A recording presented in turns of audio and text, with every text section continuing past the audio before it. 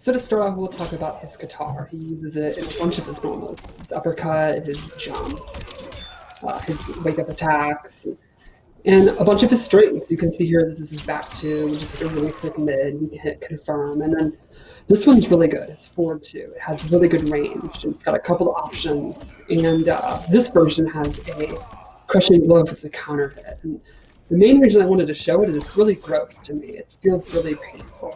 This cut freaks me out. He also uses his powers in his normal attack. You can see here is his 4-4, which is like a sweep kick where he knocks you down.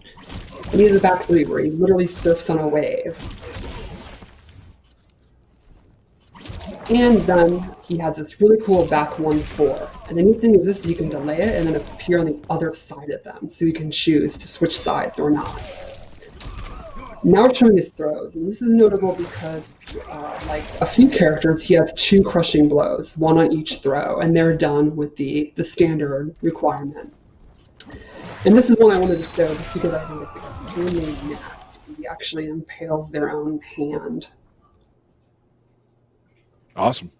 So that's just his general sort of movement and fight style, sort of the stuff he starts with, his punches and his kicks, pretty much. His range is not the best. The guitar is really sharp and it's great for slashing, but it doesn't have the best range. It's pretty much his arm length. But his moves are pretty quick. He's got some decent mids, a pretty fast low. So I would say not the best range, but pretty good when he gets up close. And I think his special moves complement the fact that his normals aren't the farthest reaching. Because he has a lot of projectiles in.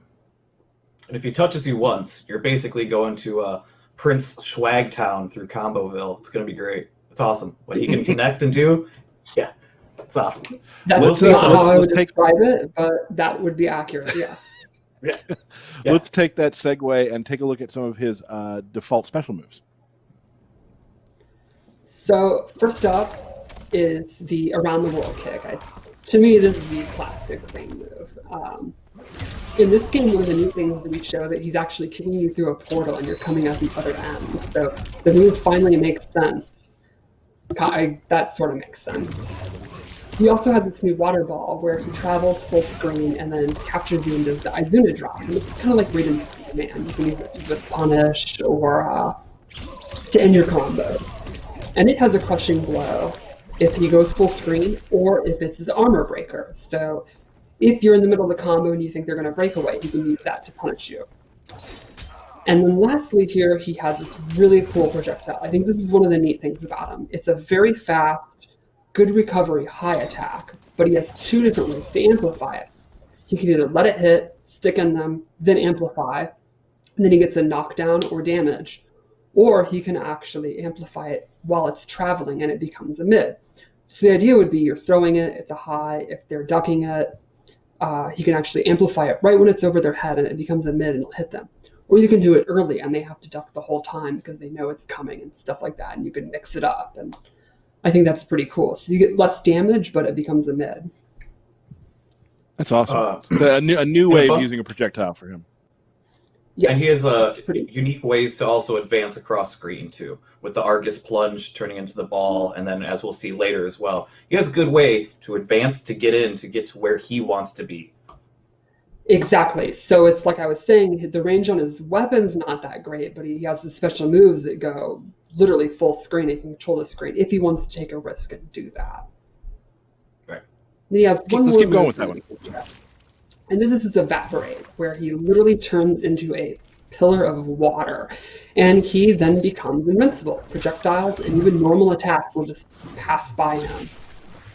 So you're going to have to either hit him as he's recovering or hit him as he's coming out of it. It's pretty awesome and trolly.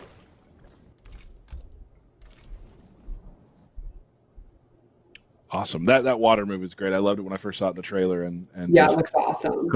Kotal just gets bodied, so that was fun. Kotal, he's always getting bodied. Always getting bodied. Up next, let's take a look at the first variation of Rain.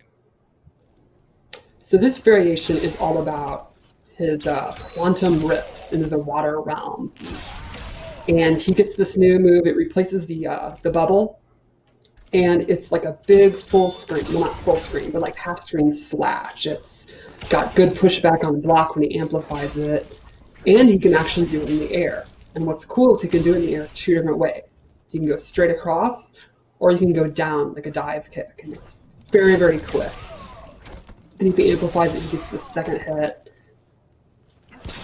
Then he gains this portal, and once he has this on screen, it'll absorb projectiles. As you can see right here. And the difference with Evaporate is he gets to move around. So you can put the portal out, and then you can like go behind it, advance in front, and it's going to absorb any projectile. And if he absorbs 2, his Crushing Blow is loaded, and the next time he gets the slash, he's going to get big damage. So that's an interesting way of, we've had, projectile parries in the past, which this isn't, but it is another way of controlling how someone uses projectile against you. Like you're playing against Sub-Zero, and all he wants to do is freeze you. You put that in front of you, you still have range of motion, and he's scared to throw anything at you. Exactly, and then as Derek said, he has all these special moves that have really good range, and then that complements it. He gets them to calm down and not do their zoning, and then he can kind of do the slash or, his Qatar toss and stuff like that regulate all that full screen space. Yeah. The range on the Quantum Slice is just absolutely ridiculous. It's like half screen, almost full screen, and then when you put the Rift up, you can try and dash back and forth with the Air Slice as well to try and get in closer. So he's just kind of set stuff up just so he can get in because he has that up-close game to take you to Combo Town. Is that's a town, Combo Town? Yeah. Back to Combo Town. So that's just a really good variation to control the other person's movements. A lot of players like to be in charge of how that person plays, kind of. Yeah, good range, good mobility, and then he gets to regulate zoning. Excellent. And I also like how we've changed. I was going to say, I like how we've changed the roundhouse. Like, he still has it, but we put a little extra flair on it because he has that, I'm a god! I can spin 3 times first and then kick you. It's awesome. Oh, the spin is so cool. And the idea of him transporting to that water world, I think, is really neat. And to be clear, that's not the Kevin Costner 90s water world. Sure. I think we all are aware of that. Okay, it's interesting because I remember when I was a kid, I was like, does Rain shoot them? Does he shoot them all the way around the world? No, it's through portals. Yeah, that's what it would be silly. It's a portal. Yeah, we're a more realistic, grounded take on MK now. Yeah, don't be silly, Tyler. Let's take a look at the first part of Rain Variation 2. So Variation 2 has this advancing palm strike, and what's neat is you can actually delay it. You can delay it just a second, you can delay it for a real long time and get a Crushing Blow, or you can cancel the delay and actually got caught. Or fake it out and then backdash or go in for a throw or whatever. And so like a simple way to use this is to use the evasiveness and dodge stuff and then whiff punish it, like knock them down, go into the palm, they're going to whip their wake up attack, and then boom, you get them and break their ribs. We've all played against people who really rely on wake ups, and that's a great way every to start online making player ever. Like that. What? It's a really good way to make them think maybe you shouldn't do that this time. They still will, but they're not going to get hurt doing it. So yes. So when Derek won't stop waking up, at least you can break his rib cage. Ball roll. Let's take a look at the end of that one. Then he has this splash move, and this actually leaves them standing, and Rain gets advantage. You can use it to end strings, but it also respans if they're in the air. So after a juggle combo, he can do it, and then that prevents them having any knockdown at all. So this variation basically really blows up wake-ups. Oh, cool. Good. Now we have a second part of Variation 2. Let's take a look at that. And so this is his anti-air splash, where he squirts this water out, and this is awesome for preemptive anti-airing. If you, with a jump, if you think a jump's coming, you can absolutely regulate the air. If he amplifies it, you get the combo. So what's really cool is this doesn't conflict with the around the world kick. And that means he gets pretty swaggy combos, because you get 2 different combo things. So there's a lot. If you want to use 2 bars, you can really get big damage. And look really awesome, which is probably even more important than the damage, let's be honest. Always. I like that there was one move in there that actually set up the water spout. Exactly. It that doesn't pushed have it to up? be an anti-air. Yes, 133. He kicks you up in the air, and it's like it was made for it. It's perfect. And as a player of my skill level, I'm always looking for moves that make it very easy for me to do specials after them. Shiva has something like that. This is definitely one of those. So that's Oh yeah, it's the reaction of the pop-up move is just begging you to do the water. So I think this variation is the combo variation for sure. Like he has good combos in all three, but this one to me really stands out. If you are someone who you have no problem using bars, just left willy-nilly because you want to do big combos, this is a great variation for you. Sounds good. And let's take a look at variation 3. First off, this costume is awesome. I love the hood. So first you get this tidal wave, which is a really quick low with great, deceptively great range. If you amplify it has 100 active frames. And this is also great for people that like to duck. And then he also gets the classic NK Trilogy water bubble, which is a high. So if they won't stop ducking it, you can use the tidal wave, and that's going to regulate, mid-screen.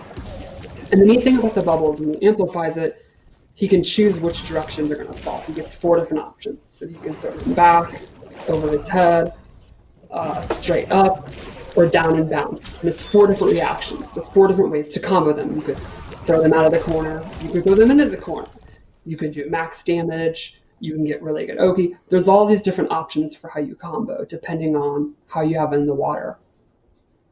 There's no better feeling too in our games. We have a lot of characters who have a move that makes the other player have nothing they can do, and like doing it where like I can choose to throw you up, down, back, forward, doesn't matter. That's just a good feeling as a player, I think.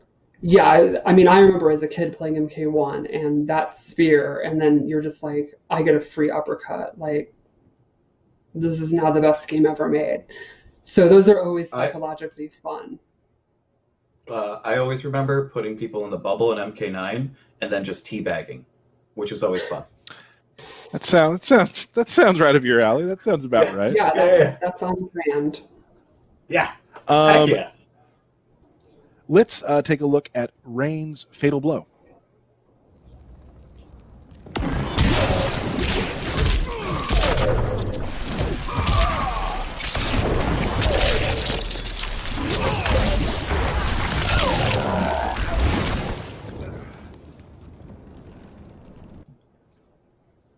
What can you tell me about the into for that? What's the deal there?